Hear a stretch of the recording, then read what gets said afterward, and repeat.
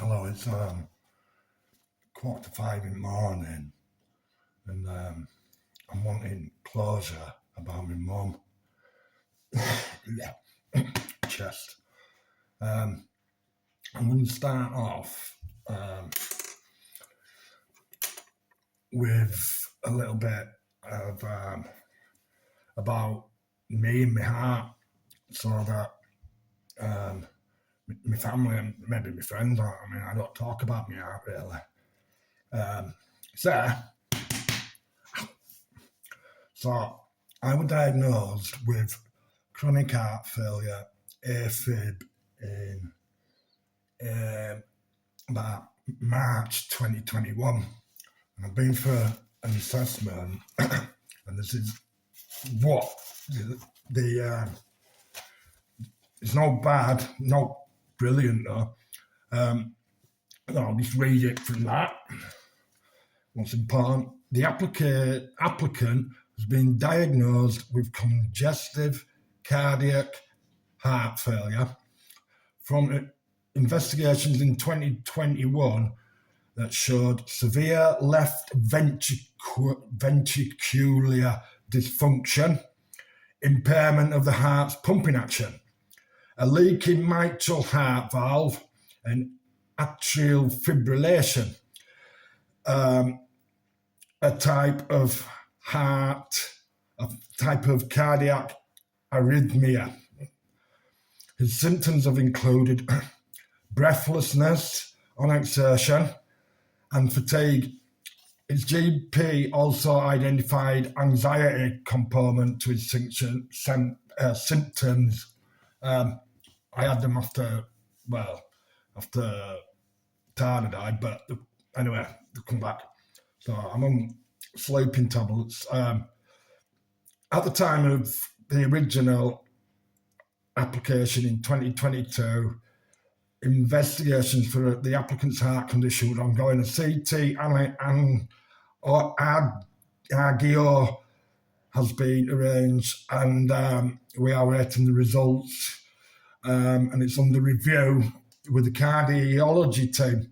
No information about the outcomes of these investigations have been provided as yet. At the time of the original application in 22, I've said that. The applicant, bear with me. I'm getting anxious now, because I'm talking about me, but it won't be for long. Just to give a bit of context to me before I go on to B.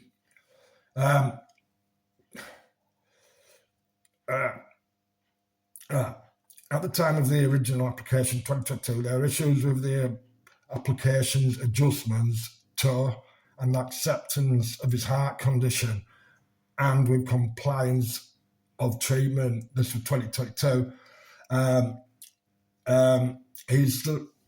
Richard is still adjusting to living with chronic heart failure, although the applicant states that he now accepts the severity of his condition. Further details will be forwarded when we get them. Where's that now? I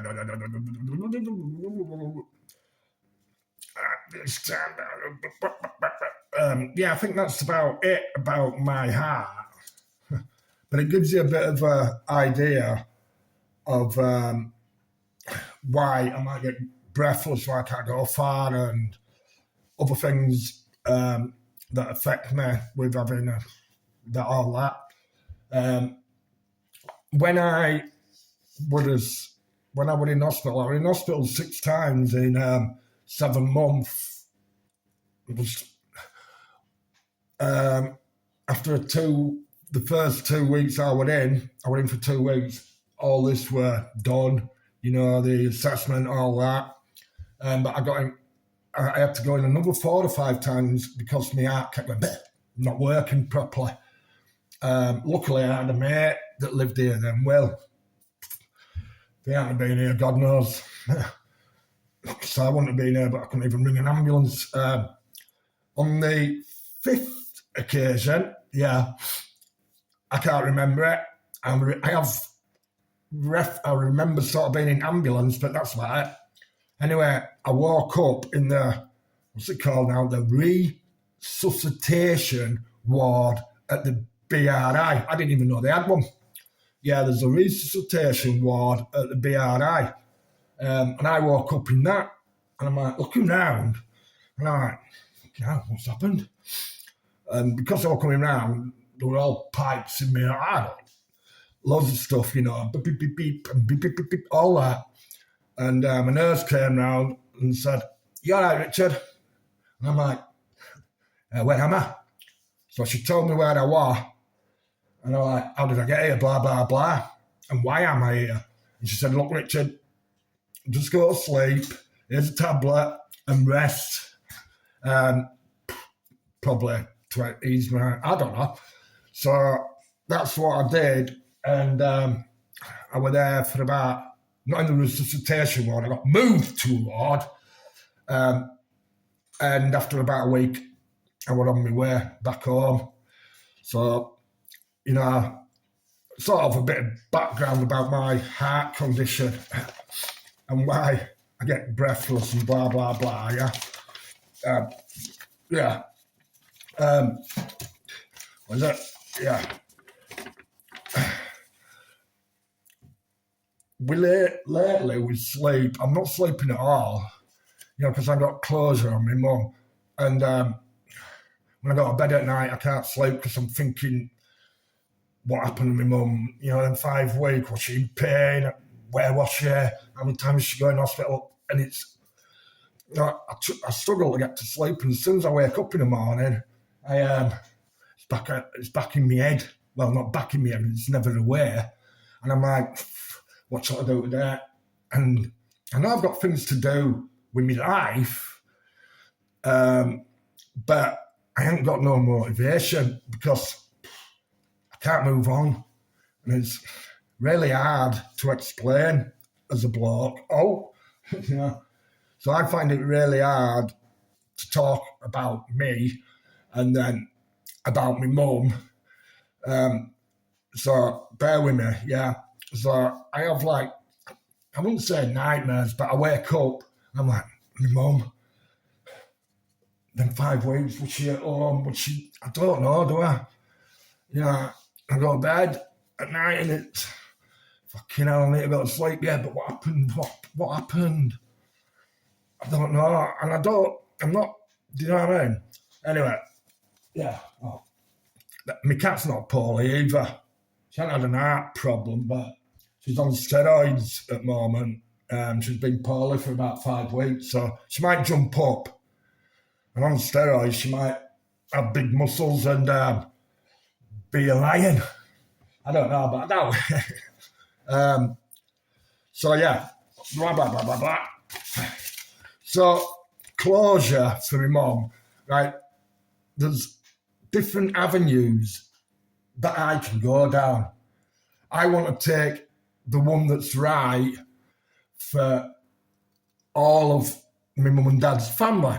Yeah, that's right for us. Yeah, I don't want to cause any trouble. Actually, I want complete opposite.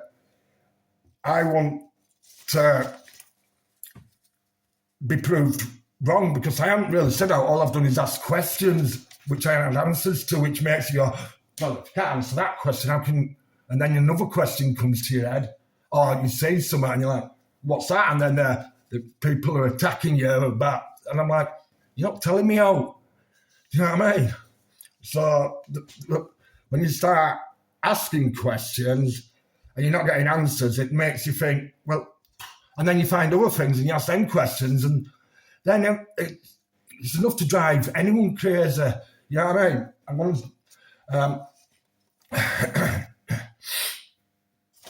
So I don't want to cause problems. So a couple of things I'm going to say. A part of my degree, there were a whole section dedicated to dolls, how to notice the signs of it, warning signs, who to tell without betraying the trust of the person that's told you these. Now, yeah, so this is in my work role. because we had to do role plays where, say, I were a victim of one of the 5 abuses, because there's 5 that are under Mental Health Act. I think it's 1986, a few years ago. I did it 1986, I think. Yeah, I think it's Mental Health Act 1980. It might have been updated, after that place that, where there was sitting chairs and them. So anyway, so you've got to notice signs, blah, blah, blah. But to notice the signs, you've got to get the trust of the person that you're getting out, whether it be my mum, whether it be a patient. They're not going to tell you no if they don't trust you. And so, yeah. Yeah. So I did role play. You play a victim. I know it's role play, but you take it into your job, don't you? And I have had to use it. And then you play like someone who's given the trust, and you're trying to. I never worked for dolls, but I know how it operates, and the whole section was dedicated to this. So that were like part of the degree. You have to do a whole section, and then an assessor, while you're not one of the victims, because we're not, while you're finding out, trying to get this other person who's role playing the victim, you've got to try and find out what's going on. So then you get assessed from it and marked on it, and that goes towards your final qualification. Yeah. Another part of my degree, to be able to do the health and social thing, degree, there's 2 sections in it at the opening that you've got to pass, which are English and maths, yeah? I mean, I didn't leave school with that much, but I built up, qualifications and what I've learned since leaving school, So you have to pass the section that's English and maths, and they're equivalent to A levels, really. You know what I mean? To get to carry on. So obviously I passed them, and part of that section, but also I had to choose a story. Yeah, and Jack will know about this because it's relevant to where he lives. I had to pick a story, a news story, and show the 2 different views that have been told about that story. I use Hillsborough. You know what I mean? Nailed on. So I chose Hillsborough disaster, and so I had to get all the reports from the red top papers and the mainstream media, and it appears that editor at Sun, I don't know, it was a long time ago, Hillsborough, do you know what I mean? But this was what I had to do, what I chose to do when I was doing my health and social care. Yeah, so I had to give that side of the story of how they were portraying it, what the papers were saying, and it was all rubbish, wasn't it? And then I had to give the other side of the story of, not the red top, but you have to do a bit of computer work, while you're doing this. And then you've got to reference it to prove your points, back of the folder. It ain't easy. This isn't easy telling you that. Because I don't brag about me. You know what I mean? I just worked in NHS for 25 years and did all right. So that were that. And so I had to show both sides of the story. Same story, but reported differently or told differently. As was the case at Hillsborough, they were told this by blah, blah, blah, but none of it was true. We all know that now. You know what I mean? And, well, it took years, didn't it, for the families to get closure. And the closure were the 14 minutes. What happened to their children, their dads and mums, That's all they wanted were closure, which you can understand, them 14 minutes, yeah, might not sound a lot, but them 14 minutes were crucial on establishing if they were killed or whether all that. But we all know that anyway now. Anyway, I got an A, and while I was doing it, Jack were at mine when I lived at Peterborough, and he lived in Liverpool. We were only about 8 then, and so I'm showing him stuff that I'm doing, and because he lived in Liverpool, I was explaining to him about the Hillsborough disasters because he lived in Liverpool. Anyway, a couple of years later, it might have been 10, 11, yeah, he's in a class with all his Scouse cap mates at 10. So, and the teacher was saying, does anyone remember the Hillsborough disaster? Which they ought to have done in 2010, because they were only 10. And the teacher was asking him, have you been told all about it? And Jack, with his Bradford accent, he knew everything. Do you know what I mean? So the teacher, I don't know, ask Jack. He'll tell you the full story of that. They were all in class, all his Scousers, and he's just moved over there from Bradford, and he knew more about it than them. You know what I mean? So, do you know what I mean? He could tell young Scousers, because it was along 2010 to, when were it, 88. So time moves on, doesn't it?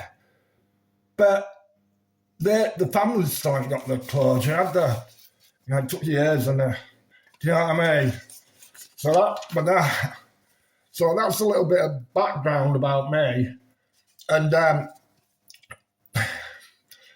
there's a difference, right? With my mum now, well, not with my mum now, of what I'm going through, nightmares and anxiety and blah, blah, blah, to after Tara died, yeah, I had them things as well. But do you know what? Then I was on tablets because I used to wake up in the middle of the night and think she was there. You know what I mean? Until you go like that. Oh. And then for a few seconds, I used to think, oh, she's downstairs. And you lay there when you're half asleep, half awake. And then that was more of a dream that she was there. You know what I mean? Because you come round and you're like, fucking hell, she wasn't there. You know what I mean? And then your reality kicks in, and she went downstairs. But that went on for, I don't know. I still sometimes wake up and think, is all this a dream? And think, Tara's at work. Only for seconds now, because timing's a great healer, isn't it? But with my mum, I'm not having dreams, I'm having nightmares about, because with Tara, I was there all the time, wasn't I? I went to every appointment, I was every day. And she had cancer, and it's not nice, but I was there. But after she died, I didn't want to talk about Tara and the cancer. I wanted to, which me and Tara talked about, not to make her out to be a victim. She wanted to be remembered for being Patsy. So on my YouTube channel, I never find any uploads about cancer, videos on my YouTube channel of Tara. They're all good videos, and some of them were in the secret garden. But when Tara was poorly here, and she was only in hospital 4 times in 9 months, and she was only in altogether for about 4 to 5 weeks, all in total from start to finish, because she died at home, didn't she? And she went in for double pneumonia, got through that, and she had blood clots and got through that during the week. And then I think it was after she'd had blood clots, and she only in a week till we sorted it out, stopped her meds. Same with when she went in the first time, come off all the meds. Do you know what I mean? It's not irrelevant, is it? So with Tara, 19 minutes I'm on now. I might have gone on too long. So yeah, I wanted to show how brilliant Tara, how she fought the cancer. Because if she wasn't feeling good on a day, I mean, ask her son Max. He lived here with me, and if she were bad, and she wasn't bad, but if she were having not major problems, but wasn't feeling well enough, because probably tablets, to get up, then me and Max sort of sorted it. And I suppose Tony, between us, that Max, Max used to stay here when he wanted to stay up at the other house where Tony and Max, I think, live, up there. And me and Tony, we sort of whatever. But Max was here all the time, so we used to have such a laugh, me, him, and Tara. If Tara were in bed and she was feeling a bit, and she didn't want to get up, maybe she had cancer and been told how long, so it was a lot for her to with, because she might not have wanted to get up, not being in agony, but so if I had to go out in the evening to go get food for me and Max and that, Max was here. If Max was still there would always either me or Max here. Yeah, so she was never alone. And she used to sometimes come down and say, "Will you two stop behaving like idiots?" And she'd be laughing because me and Max used to just take piss out of each other, really. But she could hear us, and it cheered her up that we were both here. You know what I mean? Because a couple of clowns we are. I don't know now. But yeah, so that's the difference between then and now. And I got closure with Tara because I was here all the time, and she died at home, didn't she? In my arms, and I didn't need to find out anything for them 9 months, because I was here. I was here all the time, one moment, for them 9 months. And obviously, time moves on, doesn't it? This is why I find it really hard, because I'm trying to hoping that Alison will give me the key, not to get anyone in trouble, but one, get closure, and two, so we can all move on with the truth.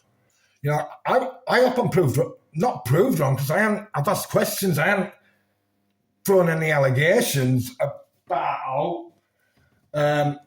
All I've had is accusations about me, which are all bollocks. And there's things I've got the receipts. Where did I put them? Yeah, there. Oh, that cat's meowing. Where did I put the receipt? Anyway, I've got them. I don't know where I put them. Like, no. So, I've got the receipts for February, March, and April, this year. Every receipt, because I worked in care, so you have to keep receipts, and you know what I mean? So I was keeping them February, March, and April. I showed them what I was done, and we cross-referenced. This was while Mum was alive, so I've still got them. I didn't throw them away. Why would I? You know what I mean? I just thought, well, they're there just in case any accusations come at me about, I don't know. So they can all be cross-referenced. If I can, as a brother, I love my three sisters, and I've never hurt them. And, as a brother, an uncle, a nephew, a dickhead, it can all be get done here on my laptop. I can do it all. I'm not going to tell anyone. Well, not tell anyone, but I'm going to do it all, and then show Alison, because me and Alison are the eldest two, And after my dad's funeral, me and Alison sort of arranged it all. The part I did most of it for me dad. Yeah, there I go again, going on about what my dad's funeral, I did it, and it went brilliantly, you know. Everything went to plan. I even had a word with my mum before we got to Prince of Wales. I said, Mum, right, don't you go in that Prince of Wales and get levered and then start going, oh my, now Debbie, Alison and Joanne will understand what I'm going to say. Oh my Albert, you know, become centre of attention. And she did. Everyone stayed sober. You know what I mean? It was good. We all probably went home and got drunk because it was his dad. Yeah, and I've been drunk a few times since my mum died. Not badly, because I like to be in control of my life. You know, I don't like falling over drunk. I've got to protect that, Anna. It's my heart. You only get one, don't you? So I can't even go to city. Because the walk there from town or back, if it's winter, you know what I mean, chest infection, I've just got to be careful. So, I mean, it ain't as though I'm going to have a heart attack at Valley Parade with all the excitement. No, Leeds fans will understand that. Yeah, fucking Bradford City. What the... when I've got to say proper team. But, yeah, so... yeah, it's just... I've got to live with my disability. And it's chronic. It's not going to improve at all. Because where's that report? There's something else that said... oh, yeah. Dr. Tracoli... Don't know.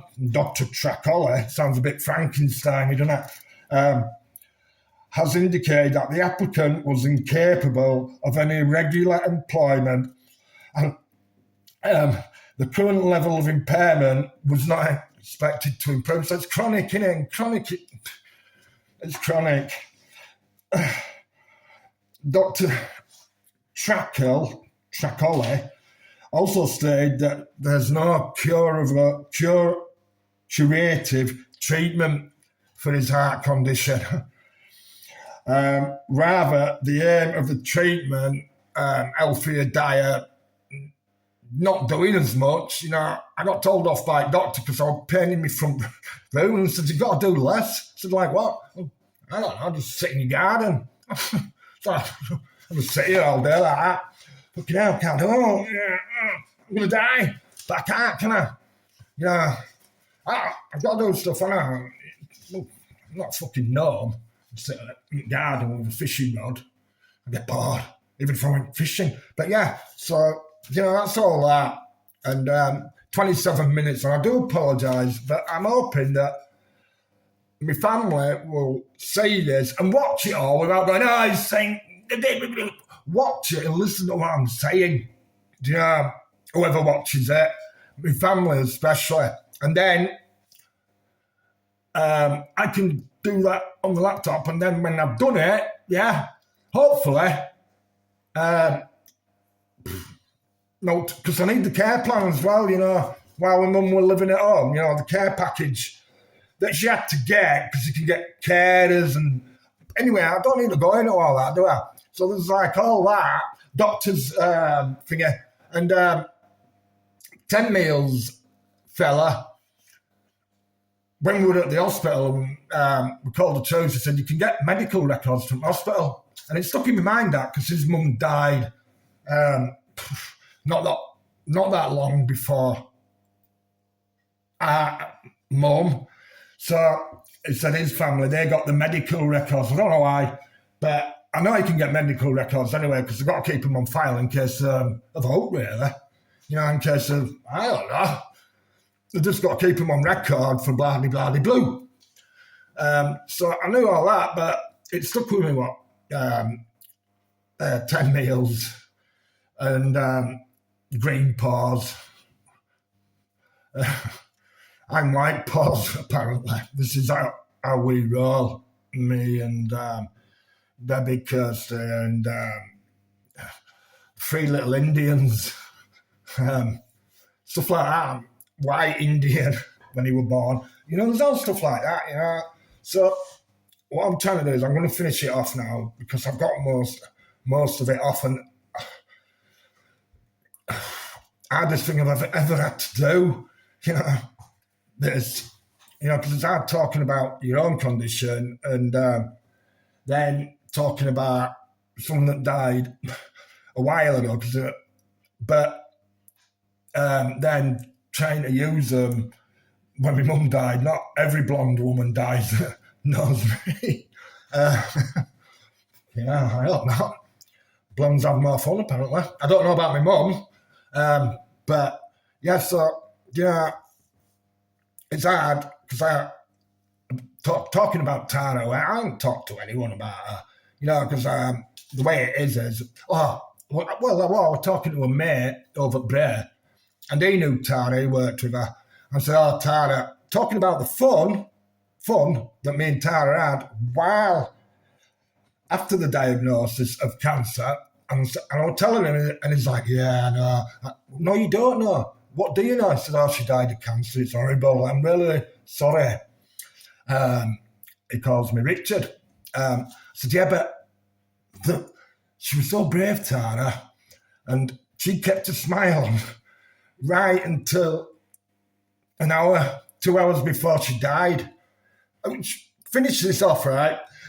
When we were at the hospital with my mum, we got took into a room, and she was still alive, my mum, but it was basically, right, it's going to be shortly, yeah. And there were only me, Alison, Debbie, and Joanne sat with us, and just basically, and she said, if she wants to have a whiskey, because she knew she was Scottish, she didn't want a whiskey. If she wants to have a whiskey, she can. She can have what she wants, do you know what I mean? Because when you die and your body relaxes, when you die, you release all your bodily fluids, both ends, So the head doctor for there that were dealing with my mum, she was telling us all this. I said, "Oh, can she have a cheeseburger?" And Alison packed up, she's not having a cheeseburger. So Alison, I was only joking, but Tara did on the morning she died. She made me go out and get 2 burgers and some orange juice, and she could taste them. She could taste them, and she swallowed them. And I said to Tara, "Tara, right, if you're going to eat this cheeseburger, don't fucking choke on me." And she was laughing, and so she was eating it. And I said, "Let's have a look." And she Tara being Tara, she not only, when I said have a look, she went, "Ugh," and spat all at me and laughed. Do you know what I mean? That was Tara right to the very end. And when I went for the burger, I said, "Tara, we didn't know she was going to die then, me or Tara. She just go get me a burger, And obviously I'd read up on, and I knew that, well, if she can eat this, is the hope or, whatever. So when I was there, and then I come back, and I flew to that one at 5 Lane Ends, McDonald's, got the cheeseburger for her. No, it was breakfast. She didn't eat cheeseburgers, Tara. She didn't like them, but she liked the bacon and egg McMuffins. So I got 2 and an orange juice. And when I came back, opened the door, I'd only gone about 15 minutes. Came in, got to the bottom of the stairs and shouted, "Tara!" No answer. I thought, "Oh, fucking hell, she's died." I'm like, so I'm going upstairs thinking, no, not while I'm out getting bacon and egg breakfast or something. So I've gone up the stairs, and honestly, no one ever let. Got to the top of the stairs, went in our room, the front bedroom, and she just laid there. I thought, fucking hell, she's dead. Oh my God, what do I do? And then I'm like, well, Tara. And then she went, boom. Yeah. She laughed. And an hour later, she was dead. After watching a video of Harper and Winter. Yeah. And then she fell asleep in my arms because I'd uploaded a piece of Clarity for Patsy Fleming. And she fell asleep 5 minutes into it, watching that. You know what I mean? But that's just a funny story. Not her dying, but the burger bit. That's how brave that woman was. She was never a cancer victim. And I don't want my mum to be poor Mamie. I want to celebrate what a woman my mum was. Put videos on from me and her watching football. We watched all Rangers games here. And I used to put tunes on before the game. And not just that, what do you call it, that Tina Turner one, or, you know, and all the other ones. I used to put on my channel, she'd ask for this, and there were proper Orange Lodge songs that she hadn't heard in years.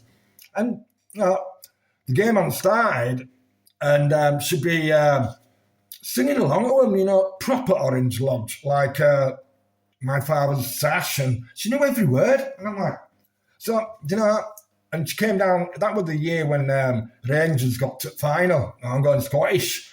I have got Scottish blood.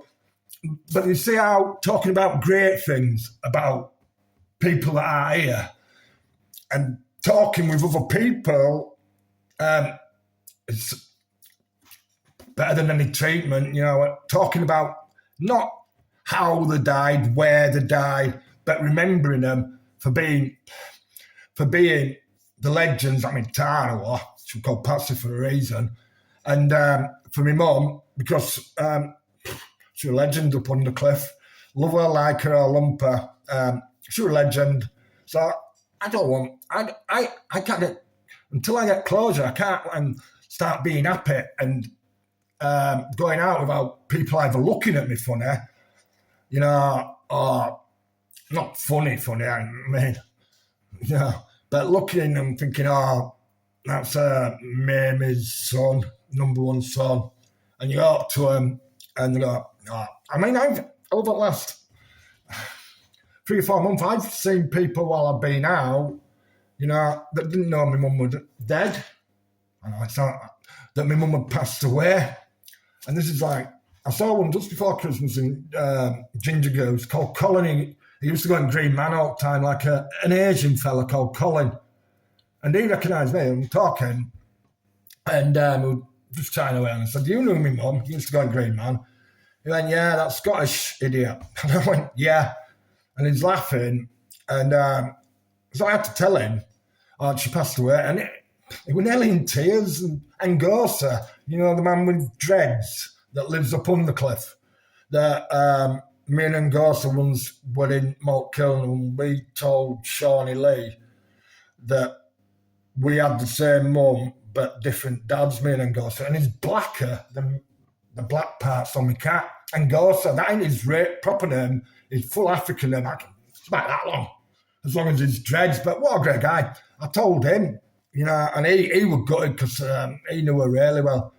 But, you know, my family, they're probably telling people, you know, that they bump into out because they might say, how's your mum? And you got, you know, but it gets easier with time, like with Tara, for me to deal with that grief. And, you know, timing's the best healer. And the best way to heal is remembering people for the brilliance of them, you know, like Tara and my mum, you know. One more story. I've been going to see my Auntie Joan, you know, and she's 80 odd, great woman, a Nicholson, June Nicholson, and she's been telling me about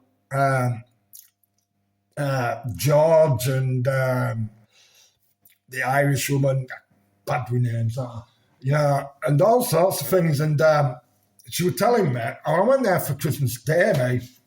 I don't know if that'll upset or please someone's. Yeah, she invited me there for Christmas dinner, on which I had well swap presents. I got that off me Auntie Joan. Can you see it? Yeah, she got me that. So that is helping me because I've been reading that. It's brilliant. Because she thinks I'm a conspiracy theorist. You know, I should believe in mainstream news. So she brought me out for Christmas. It's brilliant. William Ware. I might sit in bed. I might not get up. I'll just read that. And yeah, the final thing she was telling me where none of us were alive. You know, me, Debbie Ellis and Joanne. We were just No, me and Alison were alive. Yeah. And Teresa Conan Nicholson, my dad's mum, the Irish woman, she died when I were about 2. So we'll have been living on Hatfield Road, my mum and dad and me and Alison. And it was just after my mum and dad got married.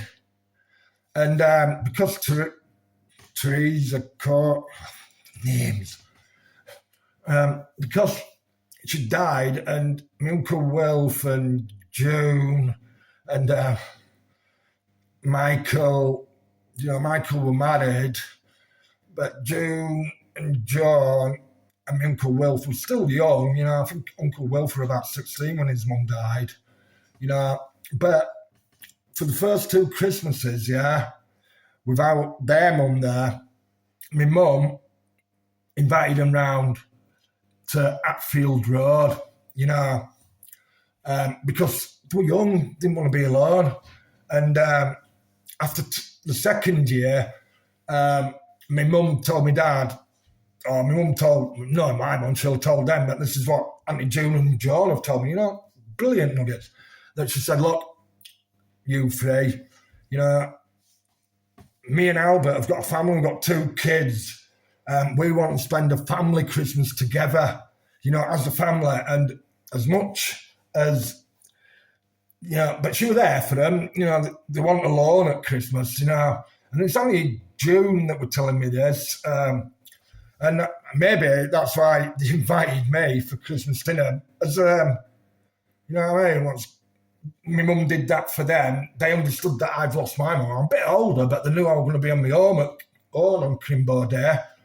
So maybe that's why they invited me as a thank you for what my mum did for them when they were 15, 16. Anyway, I'm just going to go out in a minute. Right. Alison, in that rainy day box, I came across that. That's me, and that's you. And it was taken in Hatfield Road, I think about 1970, 69. Yeah, it was just me and you then.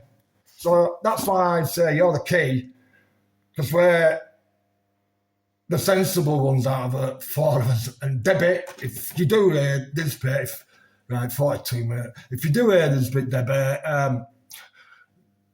well, yeah, you call me Mad Richard, but after your favourite artist, who were called the same. You know what I mean? And Alison, right, I'm going to finish off. I mean, it's all here now. I'm getting proper tired. Alison, this is a message to you, Rudy, because that was your nickname at Carlton, wasn't it, Rudy? So, specials, a message to you, Rudy. And to all my Bradford City fans, when I first started going, Bradford City fans that were around my age that used to go in Bradford End, and they used to sing, "You're going home in a Bradford ambulance, blah, blah, blah, blah, blah, blah." I was only about 7.